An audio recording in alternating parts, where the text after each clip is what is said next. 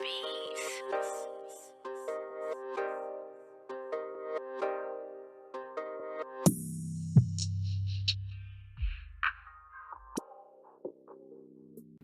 Yo, what's up, YouTube? This is your boy Junior, aka Smoking Guns, out here in Tucson, Arizona, representing the Ultimate Fight Club, giving you the latest content in boxing and MMA news that is out. So, tonight's video, we're talking about tonight's PBC on Fox, KEITH THURMAN versus JOSESITO Lopez. Now, normally I have a pick play-by-play for you guys, but I just got some new stuff and I had to kind of get everything situated. So I was just watching the fight on my computer while I was getting everything situated. But man, this was a friggin' great ass fight right there, man. That was a really good fight. And I know a lot of people out there are probably disappointed in KEITH THURMAN, but at the same time, you still got to put in the fact that he just did come off a damn near 2-year layoff. He was like on a 22-month layoff, but dude, going into the first round, he actually looked really good. He did a really good job setting the tempo of the fight, setting the pace, dictating everything, the ring generalship, getting off combinations, getting off really good power shots.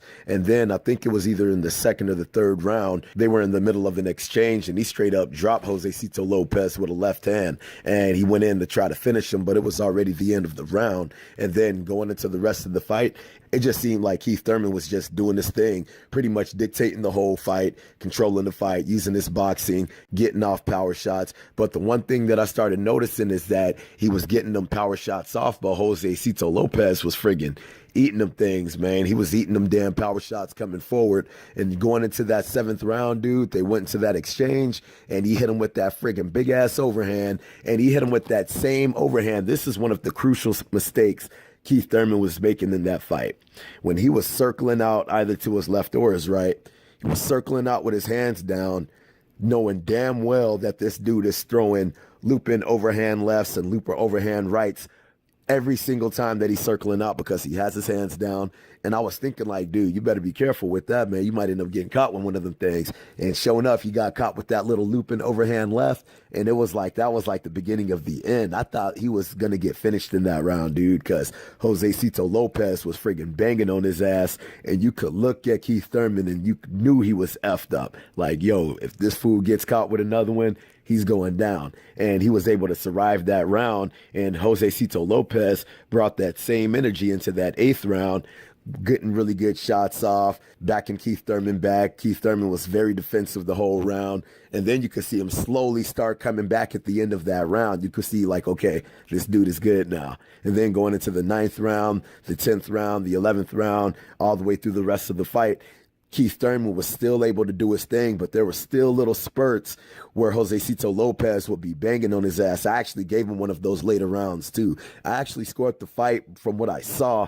I gave KEITH THURMAN 8 rounds and I gave JOSESITO Lopez 4 rounds. And those 4 rounds that JOSESITO Lopez got, they were pretty definitive. You could tell he was just pressing the pace the whole fight on KEITH THURMAN's ass, wasn't letting his ass go anywhere. And it was a really, really good fight for KEITH THURMAN to come back in. Out of all the fights that he could have took, I'm glad he did take a fight like this because JOSESITO Lopez, he is a gamer. That dude was in there ready to friggin' bang, trying to knock KEITH THURMAN's ass out, relentless with the pace that he was pressing. The only thing where he jacked up is he wasn't throwing the jab enough. He should have kept, if he kept that jab in KEITH THURMAN's face the whole friggin' time, because he's pressing forward the whole time, you might as well keep a fist in his face while you're pressing forward. And he just was not pressing that jab enough because that would have really offset KEITH THURMAN. And I bet you JOSESITO Lopez would have been able to set up a little bit more than what he was able to get off. But dude, this was a really good fight. And like I said, I'm glad KEITH THURMAN came back to this fight, but he better be on his A game now. Like I said, I know this is a 22-month layoff he's coming off of, but with the killers that are surrounding him in that division, he's got to be very careful because I haven't seen him in a fight that rough since I seen him with friggin' Shawn Porter. Because Shawn Porter gave his ass a rough-ass fight. Personally, I had Shawn Porter winning that fight. But if KEITH THURMAN is able to friggin' use this, be able to fix the little tactical flaws that he's presenting right now, dude, he's going to do really good in the division.